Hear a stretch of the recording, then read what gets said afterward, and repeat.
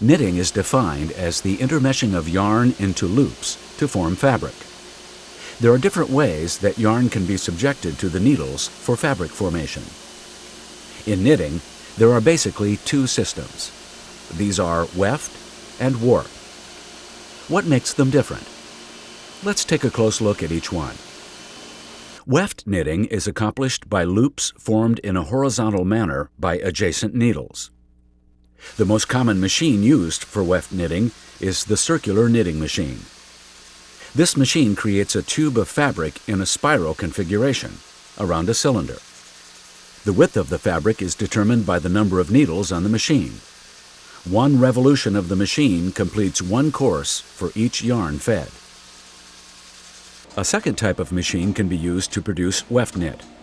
This machine produces fabric on needle beds that are flat, so it's called a flatbed machine.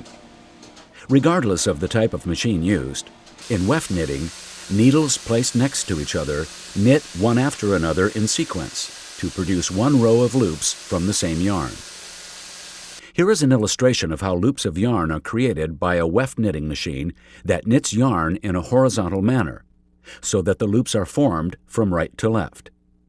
If you analyze the structure, you see a pattern of loops arranged in rows and columns.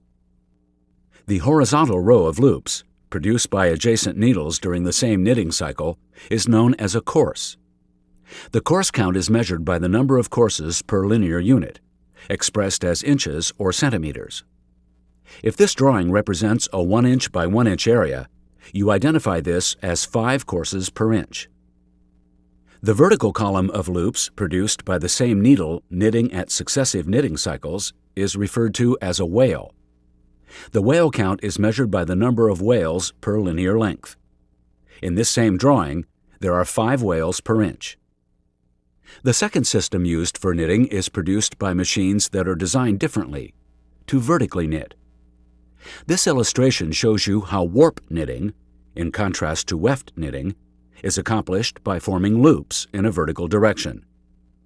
If you look closely at an illustration of warp knit, you see that the yarn is intermeshed vertically with 2 wales. With warp knitting machines, each individual loop is created from separate lengthwise yarns. Wound onto a beam from yarn packages in a creel, the yarns arranged as a warp must be placed parallel to each other. Normally, for the most basic of fabrics, each yarn needs its own needle. If 1,000 needles are used on this machine, there needs to be a minimum of 1,000 warp yarns. If there is more than one yarn provided for each needle, more elaborate fabrics can be produced. With warp knitting, individual needles knit simultaneously across the width of the machine.